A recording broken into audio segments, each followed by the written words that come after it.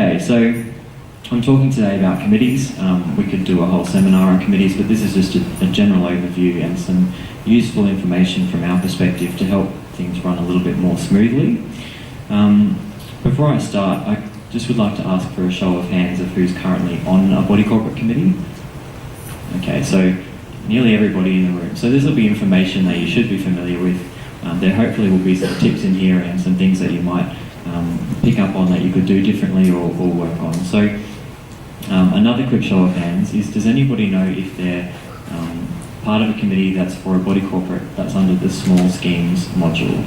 So Mark Malik talked about the standard module being the most common. The accommodation module is also fairly prevalent in large buildings. There's one called the small schemes module, which is less common, and their committees work fairly differently. I'll try and pick up some differences between the modules as we go through.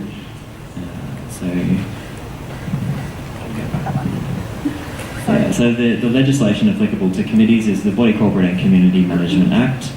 That covers all of the bodies corporate that we look after at Capital. And then I'll be talking about, as I said, the Body Corporate and Community Management, the standard module regulation. So there are some differences, and I'll try and pick up on those. So there are some key dates to remember when we talk about committees. The first one being the end of the financial year for the body corporate. Now, this isn't necessarily a June financial year end.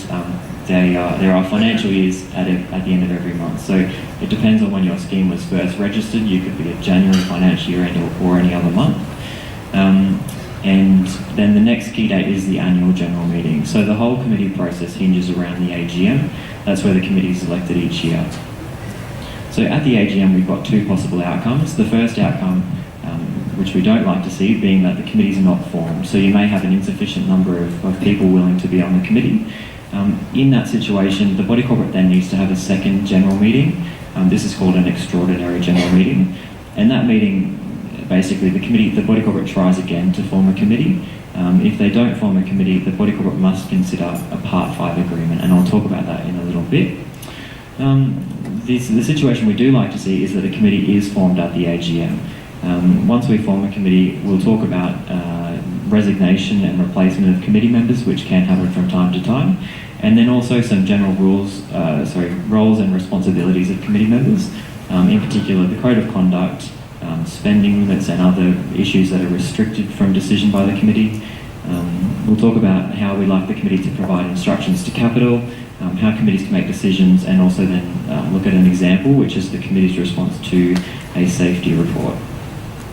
So firstly, who is on a committee? So it's important to know that the committee it's an elected position, and it's also a volunteer position. So the committee's there to oversee the day-to-day running of the body corporate. Because you might have a scheme with 200 lot owners, it's not practical for 200 lot owners to know about the replacement of a light bulb. A committee for a standard module or an accommodation module consists of between 3 and 7 members, so you must have a minimum of 3, maximum of 7 members. There are roles of the executive committee members, which are the chairperson, secretary and treasurer, and those roles must be filled. One person can fill more than one of those roles. So you could have Bob as the chairperson, secretary and treasurer. He still only counts as one committee member, so you still need to have another 2 to meet that the minimum of 3. And this is a difference, a key difference in the small schemes module. They only have a secretary and a treasurer, so they're 2 people maximum. One person can hold both roles, so you can't have 4 people on the committee for a small schemes. It's a maximum of 2. Okay, so committee formation. So as I said before, the nominations for the committee must be received by the end of the financial year. Now, in order to help that come through on time, we send out a nomination invitation form. So that comes out to all owners about 6 weeks before the end of the financial year, and it asks owners to nominate for the committee. That's also the document we use to ask owners to submit motions to the AGM. So for nominations to be valid, the nominee and the nominator must be eligible based on lot ownership. So you firstly must be a member of the body corporate. I couldn't be on the committee for your schemes because I've got nothing to do with them. The nominee for the position must be either a lot owner. They could be a company nominee if the lot is owned by a corporation, or they could be a family member of the lot owner. So you can appoint your son to act on the committee on your behalf. Neither party, so neither the nominator or the nominee, can owe a debt to the body corporate. So all levies must be paid on time, both at the end of the financial year and at the meeting. And also, another key question we get asked is that eligible owners can nominate themselves. So you don't necessarily need someone to nominate you. If you're eligible, you can nominate yourself. Okay, formation of the committee at the AGM. So the committee is elected by the body corporate. If a person nominates for a vacant position before the end of the financial year, so on time, and they're the only person that's nominated for that position, then they will be elected at the meeting unopposed. So if you've got your nomination in for chairperson, end of the financial year comes around, no one can then challenge you once we get to the meeting. That's your role. If a position remains vacant, so if we don't receive a nomination for chairperson, then we would call for that nomination from the floor of the meeting. And that's really the way that a lot of our committees are formed. Some of our owners do nominate before the end of the financial year, but the vast majority of committee positions are formed or are filled on the day at the AGM. If we do receive more than one nomination for the same committee position, we hold an election. It's called a ballot. A ballot would be conducted, the owners present at the AGM vote for who they would like to be on the committee. Now the body corporate may have decided to do that by open ballot, so a transparent system where people can see who they're voting for. If the body corporate hasn't made that decision, the default position is that it's by a secret ballot. So there are a couple of extra processes involved to make sure that people can vote anonymously for the committee members. If the committee is not formed at the AGM, and as I said, that's usually due to an insufficient number of nominations or people not turning up for the AGM, then the body corporate must call an extraordinary general meeting.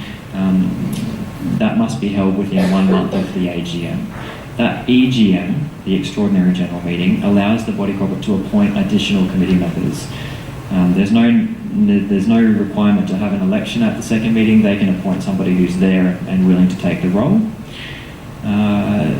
Some extra people become eligible at those meetings. So if you've got a lot that's owned by, Bob and Jane Smith, Bob may nominate for the chairperson at the AGM. Normally that means Jane wouldn't be able to be on the committee because you can have one person per lot. But at that extraordinary general meeting, you can have co-owners nominate. So Jane could then go on the committee as an ordinary member to fill up the numbers. And the agenda for the extraordinary general meeting must include a motion to approve a Part 5 agreement.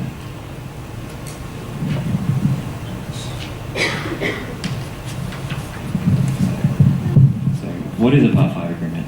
A Part 5 agreement is the engagement of a person to carry out the functions of the committee and the executive members. It's dealt with in Section 122 of the Act, if you feel like some light reading. The agreement must be resolved at a general meeting, and then an agreement is signed, so it's a contract. And the term of the agreement lasts either for 12 months or until the end of the next AGM. So it's for basically until the committee would be next elected as a matter of due course.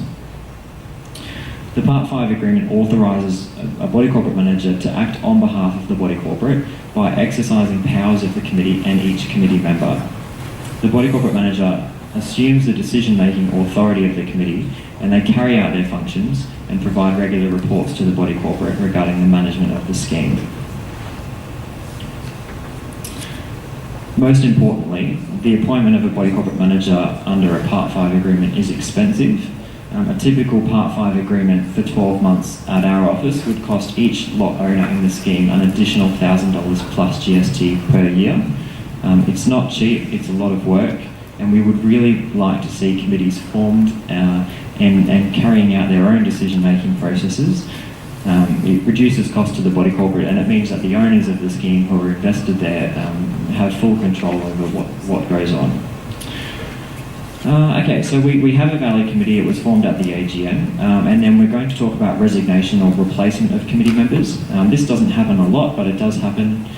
So the term of the committee is they will be in place until the end of the next AGM when a new committee becomes valid. So during the year, we can have a casual vacancy on the committee, and that happens if a person either resigns in writing, dies, hopefully not dies, They might become ineligible, so if a person sells their lot and they're no longer a lot owner, they're obviously no longer able to be on the committee for that body corporate. If a person's convicted of an indictable offence, hopefully that will be none of you in the room. If a committee member is not present at 2 consecutive committee meetings without the permission of the committee, so if they basically just don't turn up, their position becomes vacant. Or also a committee member can be removed from office by ordinary resolution at a general meeting. So if the body corporate puts them in, if the body corporate's not happy with their performance, they can take them out. So resignation or replacement, if a position becomes vacant throughout the year and the number of remaining committee members is still enough to form a quorum, they can appoint somebody to be on the committee. So it doesn't have to be a hugely formal process. They find someone who's willing and they notify the owners of the change. And this must be done within 1 month of the position becoming vacant. If the committee can't find somebody to fill the spot, they have to call that extraordinary general meeting and go through the process of finding a replacement committee member. So the committee is bound by a code of conduct, which is it's a statutory code of conduct. It's in Schedule 1A of the Act. It's a fairly self-explanatory code of conduct. In brief, committee members must work to acquire an understanding of the Act and the code. So we sometimes see committees say, well, we didn't know the rules. It is actually required of you to make an effort to get to know the rules, to be familiar with the Act and to do your research. You must act honestly with fairness and confidentiality at all times. And this is something that we do see a fair bit of, and we do encourage committees to act with consistency. So the rule you apply to one owner, you then should be applying to the second owner, because all of your decisions should be reasonable in all circumstances. The committee must act in the body corporate's best interest. So that's not the committee's best interest, it's the best interest of all owners in the body corporate. The committee members must comply with the Act and the code. They may not cause a nuisance to anybody, and they may not vote on any matters where there may be a conflict of interest. So the committee can't approve a motion, if the person doing work, for example, might be the chairperson's husband or wife. So that person would then be barred from voting because they'd have a clear conflict of interest in that matter. There are some general limits on what the committee can do. So one of those is financial limit. So for repairs and maintenance matters, the committee is limited to spend a maximum of $200 multiplied by the number of lots in the scheme. So for a 10-lot scheme, their limit would be $2,000. That's a statutory default, and it can be varied at a general meeting. So you can increase or decrease the limit by the body corporate. There are also non-financial limits on what the committee can do. So these are called restricted issues, and again, there's a list of those in the standard module and a corresponding list in the other modules. In general, the committee can't fix or change levies. That must be done at a general meeting. The committee can't make any decisions that would change the rights, privileges or obligations of the owners. It may be unclear whether a decision would change those rights, privileges or obligations, and we would recommend the committee goes to a general meeting if they're not sure. The committee can't start legal proceedings other than to recover a debt. So the body corporate committee can't decide to sue the body corporate next door. It can decide to commence legal proceedings for an owner for not paying their levies. The committee can't approve payment to other members of the committee, except if that is permitted under Section 43, which allows the committee to pay themselves up to $50 to attend meetings, so travel costs, and that's limited to $300 per year as well. And then the body corporate can add issues to that list at a general meeting. So the body corporate may decide that the committee, they're not allowed to make any decisions regarding the pool equipment. We see that sometimes when there's been controversial decisions in the past, and the body corporate thinks it's best that any decisions of that nature go to all owners. So something that the body corporate committee does a lot of is providing instructions to capital. So it's important to note that capital can only act under instruction either from the committee or from the body corporate as a whole.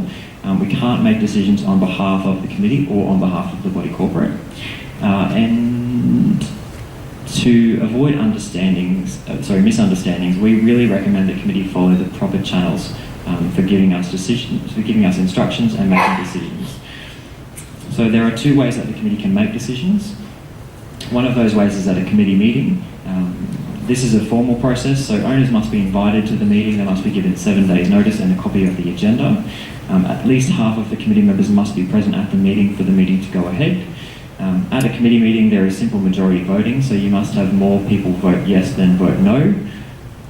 There's also no casting votes or tie-break votes, which is different to some other committees for different things, but in body corporate, nobody has a greater right of voting than anybody else. So if a motion is a tied motion, then it's failed because it doesn't have more yeses than nos. Committee meetings are also committee decisions, I should say, are subject to an objection period, which is 7 days for the standard module. The accommodation module is different here, and that objection period doesn't exist. So for the sake of keeping people happy, we always recommend that if the committee makes a decision, it doesn't act on that until all owners have had 7 days to review the decision, and then the committee is right to go ahead.